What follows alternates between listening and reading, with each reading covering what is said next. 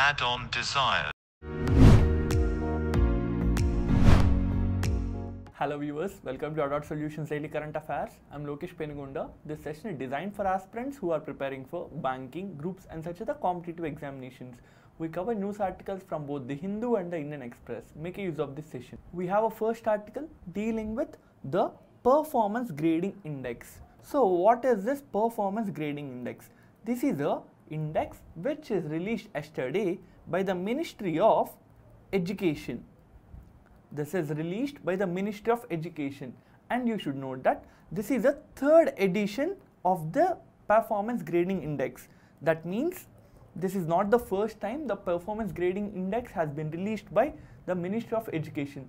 The first ever Performance Grading Index is given by the Ministry of Education for the year 2017 to 18, and now the third edition is given, and this edition is given for the year 2019 to 2020. So what is this PGI or the Performance Grading Index? This is an index that will assess the states and union territories school educational system. It will assess states and union territories school educational system. The index takes 70 indicators. It takes 70 indicators or 70 parameters and ranks various states and union territories. When it is ranking these states and union territories by using these 70 indicators, it will also provide them a particular score. It will provide them a score, and this score ranges from 0 to 1000. 1000 being the highest, 0 being the lowest. And also the states, when they are given this score, they would be divided or categorized into 10 categories or 10 levels. So what are these levels or categories? In the image we can see that there are various states and union territories given different kinds of color markings, and here you can see the levels or categories on the basis of which these colors are given to states and union territories. So a state or union territory getting a score of 0 to 550 will be given the level 10, and 551 to 600 will be level 9, 901 to 950 will be level 2, whereas states that are scoring from 951 to 1000 will be given level 1. So we can see here there is no state which is given a deep violet color marking. That means no state has been able to achieve more than 951 marks or the 951 score in this Performance Grading Index. And we have the states such as the Punjab, Tamil Nadu and Kerala which are able to get in between 951 to 1000, and they are given or categorized as level 2. And we have the Union Territory of Chandigarh which is also coming under category 2 or the level 2, but ranked well when it comes to the union territories.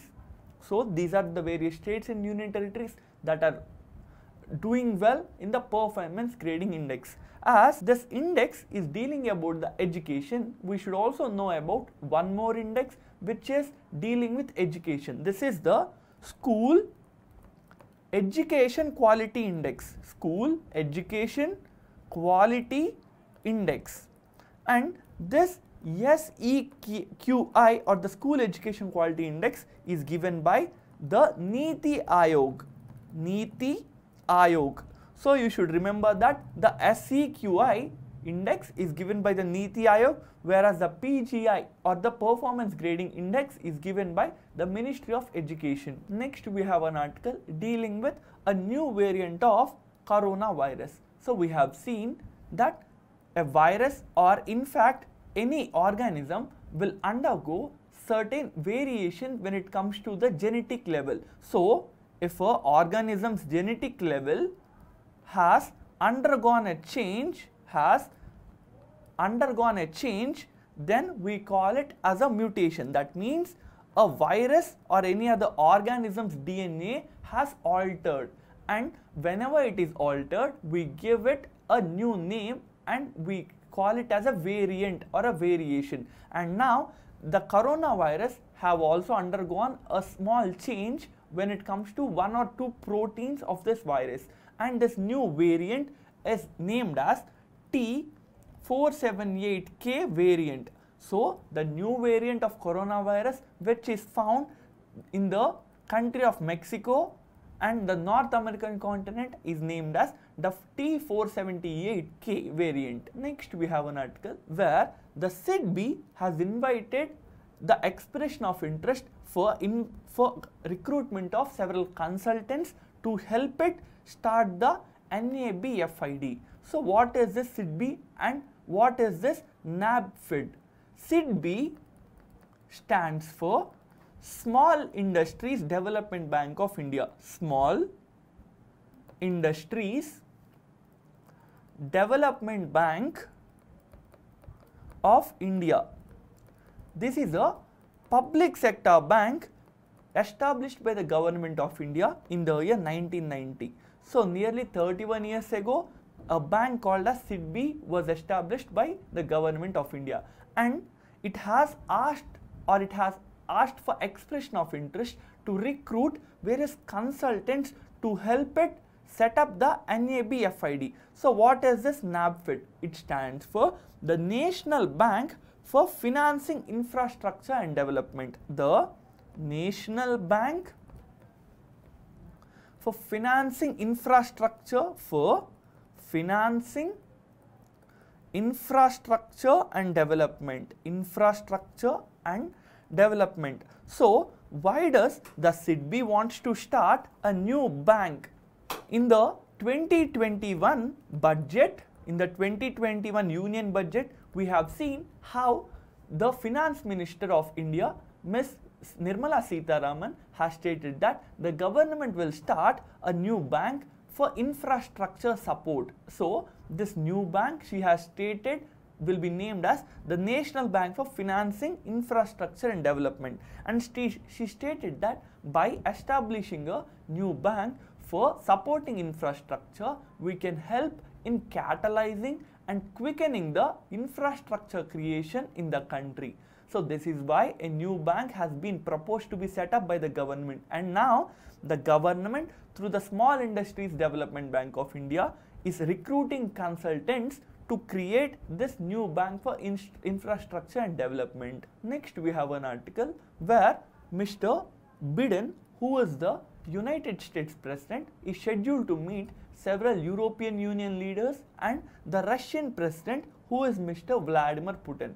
And in this article, there is also a mention of New START Treaty.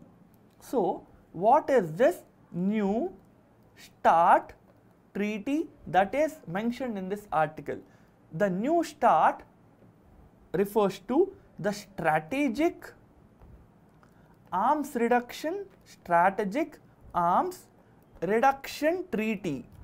So START is an abbreviation for Strategic Arms Reduction Treaty, and this is a treaty between the United States of America and the Russian Federation.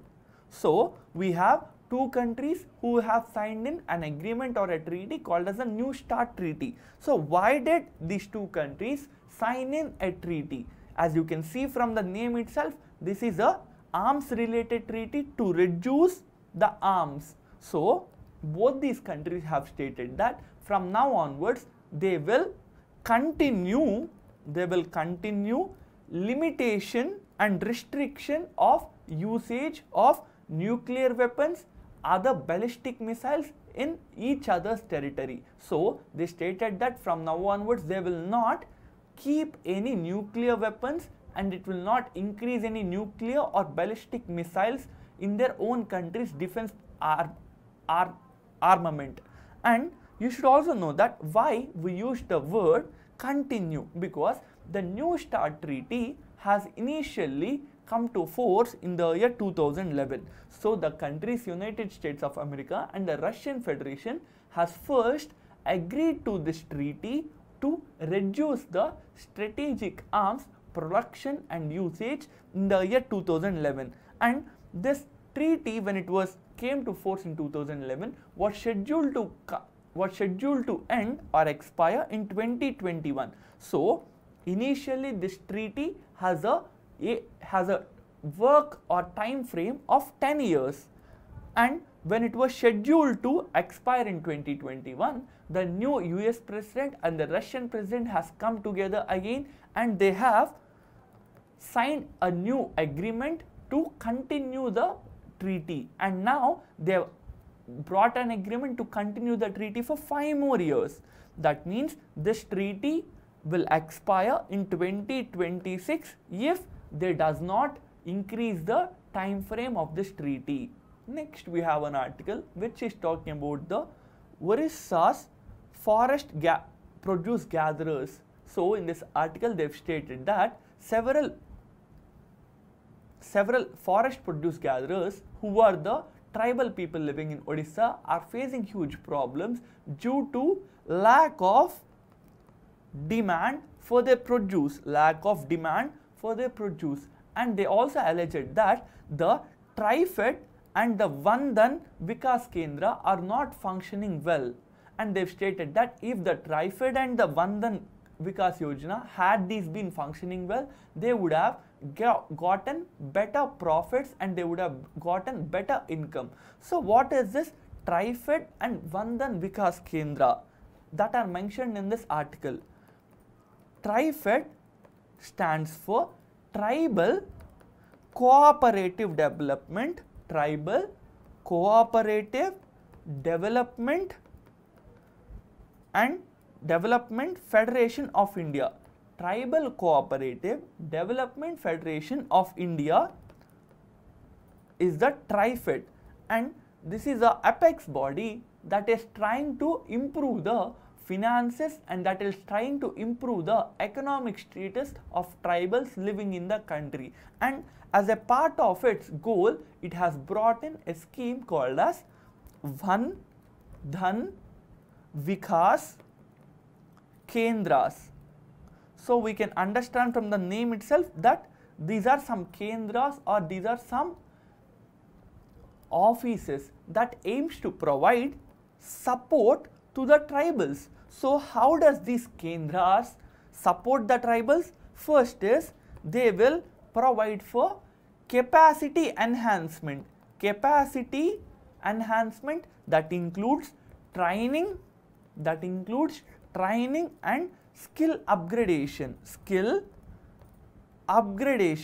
and apart from improving the skills and training of the tribals, they will also help these tribals to sell the goods they are taking from the forest. So we have the tribals who go to the forested areas and they will get some minor forest produces, that may be fruits, that may be some kind of forested products, that may be lac, that may be flowers. So these tribals, after getting the flowers or fruits, they will go to these Kendras, and these Kendras will help them to improve their finances by selling these products. So this is how the Vandan Kendra and the TriFed aim to help the tribals in the country, and it is alleged in this article that they are not functioning well, and that is why tribals are not able to get better income in this troubled times of coronavirus. Next we have an article which is dealing with the Reserve Bank of India and the Monetary Policy Committee. So yesterday we have seen the Monetary Policy Committee of the Reserve Bank of India and the government has met, and they have decided to not change the key rates, that is the repo rate, the reverse repo rate and other rates related to the Reserve Bank of India. So we have already seen what repo rate is, and we have already seen what reverse repo rate is. Repo rate is the rate of interest at which the Reserve Bank provide loans to the commercial banks. So if a commercial bank like a State Bank or a HDFC wants to take 1000 crore from the RBI, it can take after providing a small interest which is called as the repo rate. So if the repo rate is 4%, which is currently the 4% now, it means that the commercial bank, if it is taking a loan from the RBI, it has to pay 4%, And reverse rate means the rate the RBI will pay to the commercial banks if RBI is taking a loan from a commercial bank. Let's assume that RBI wants to take 100 crores as loan from a commercial bank called ICICI, and ICICI will be given a particular interest by the RBI as RBI is taking a loan. This interest is called as reverse repo rate, and currently the reverse repo rate in the country is 3.35. So why are we again discussing about the repo rate and reverse repo rate? We'll see why the interest rates of this repo and reverse repo are important. So if the Reserve Bank of India has changed the repo rate from 4% to, let's assume, 10%, it means that banks, that is the commercial banks, if they are taking a loan from the Reserve Bank, they have to pay 10% as interest. So let's assume that a bank called as ICICI is taking a 100 rupees loan from the RBI, and if it is 4% interest, then ICICI will have to pay only 4 rupees as interest to the RBI. But if the RBI increases its repo rate to 10%, it means that ICICI will also have to pay 10 rupees on the 100 rupees loan it has taken. That means banks will be paying more if the repo rate increases. So if the banks are paying more to the Reserve Bank, the banks will also charge more from the customers, because it is the customers who will take loans from the RBI, from the banks. So RBI is giving 100 rupees to ICICI at if it is giving a 10% interest rate, then ICICI will give a loan to a person or to a firm or a private company at more than 10% interest rate, because it have to pay to its own administrators, that is, it have to pay salaries to its workers, and it have to pay additional expenses for rent, for current bill and all that. So if 10% is being charged by Reserve Bank, then ICICI will charge more than 10% from customers. So it will be the customers who will be the finally affected persons. So that's why repo rate plays an important role in the country's economic development. Next, we have an article dealing with uncooperative federalism. So in this article, there is a discussion regarding the GST Council. There is a discussion regarding the GST Council. So what is the GST Council? GST Council is a constitutional body. It is a constitutional body. So what does this body do? It is a body that is responsible to increase and or to decrease tax rate on various products. We know that several products are charged or taxed by the government. So if you are buying a pen, if you assume that this pen has a 10% GST tax, it means that if the pen is 100 rupees, you have to pay 110 rupees, that is 100 rupees as a pen price and 10 rupees as the tax. So this is a tax, that is a GST tax, which is levied by the GST Council. And if you want to alter the 10 rupees or 10% tax which is levied on the pen, then the GST Council will have to take a decision. And all the decisions of this GST Council will be taken only when they have the 3/4 necessary strength. That means only when 75% of the votes are getting in favor of something, you can alter the taxation rate. But what the article is stating, that all states are given equal voting powers. That means if you take Uttar Pradesh, it has a population of more than 20 crores. If you take the example of state of Goa, it has less than 2 crore population. But both these states are given one vote each. That means a state with even 20 crore population is given a same voting power as a state with less than 2 crore voting. And the author of this article is stating that this is wrong, this is unconstitutional. So with this we can understand that no matter what is the population of the state, it will have similar voting strength at the GST Council. You should also know that the GST Council is chaired by the Union Finance Minister. Union Finance Minister, and the current Union Finance Minister is Miss Nirmala Sitharaman. Next we have an article where a state has released a film on the king of Shivaji. So we have the Maratha king Shivaji, who ruled parts of Maharashtra, Goa and Karnataka, and to celebrate the occasion of anniversary of Maratha king's coronation, the state of Goa has launched a short film. It has launched a short film, and the short film is titled Chhatrapati Shivaji Maharaj Shiv Rajyabhishek Divas. Shiv Rajyabhishek Divas. So the short film which is released by the Goa government is titled as Chhatrapati Shivaji Maharaj Shivrajabhishek Divas. And apart from releasing this short film, the Goa state government has stated that it will restore all the forts and all the temples which are constructed by the Maratha king Mr. Shivaji.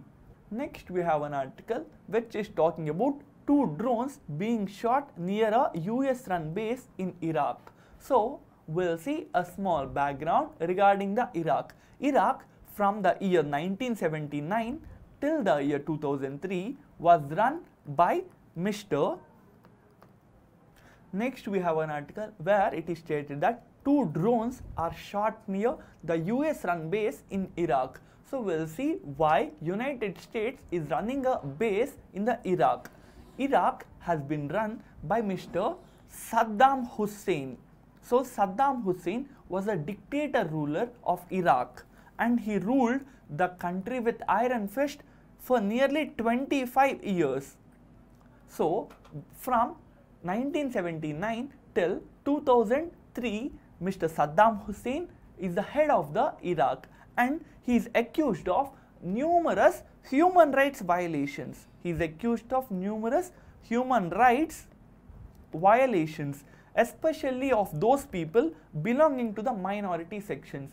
And apart from widespread human rights violation, he went to war against Kuwait and Iran.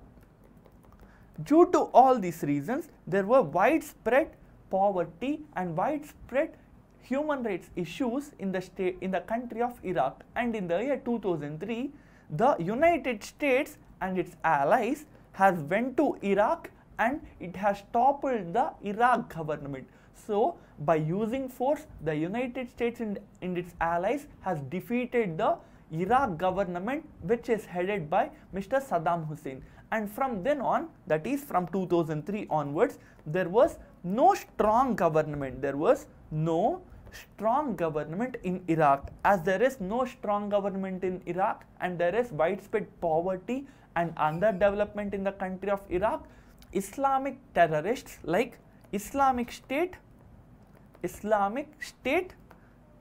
Al-Qaeda and other associates of Al-Qaeda has expanded its jurisdiction in the country of Iraq. So as there is no government, as there is no strong government in Iraq, terrorist organizations have got a foothold in the country of Iraq.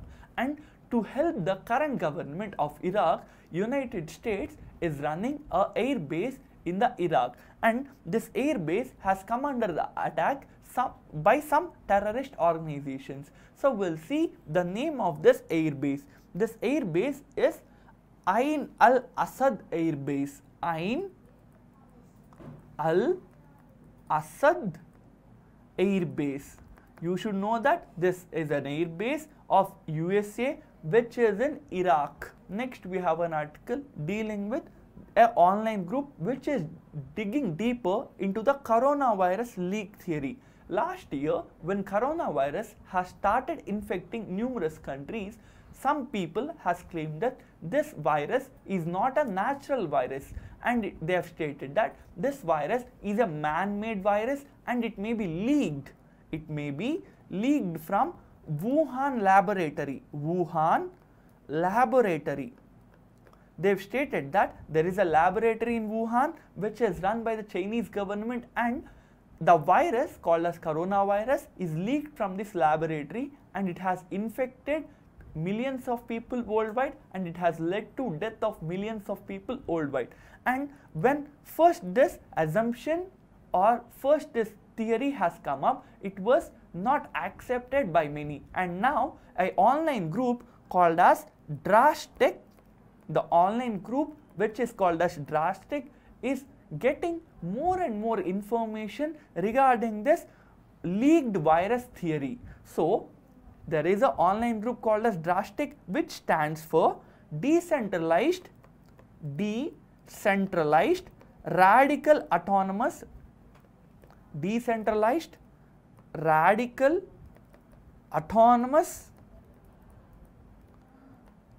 Search Team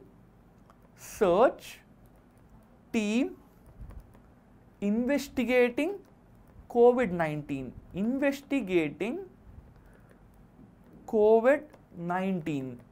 So we have the Drastic, which stands for this, and this online group has went into details regarding this proposed or thought coronavirus leak theory, and it has provided numerous evidences which is supporting this theory. And last week, the President of the United States, Mr. Biden, has formally launched a committee to investigate this coronavirus leak theory. Next, we have an article which is talking about an event called as Bitcoin 2021.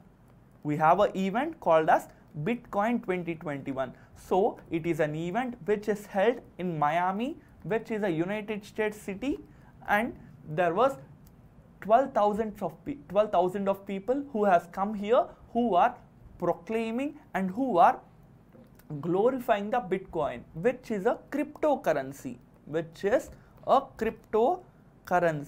So you should know that Bitcoin 2021 is an event which is being held in the United States and which deals with glorifying and expanding the Bitcoin usage in the world. Next, we have an article dealing with the Formula 1 race. So yesterday, the Azerbaijan Grand Prix Formula 1 race has come to an end, and in this race a newcomer or a new face has come, and this person is Mr. Sergio Perez. In the image you can see Mr. Sergio Perez, and he has won the Azerbaijan Grand Prix Formula 1 race. And with this, we have come to the end of this session. Inform about Addod Solutions initiative to your other aspirant friends. Support us by subscribing our channel and liking our videos. Addod Solutions. Add-on desires.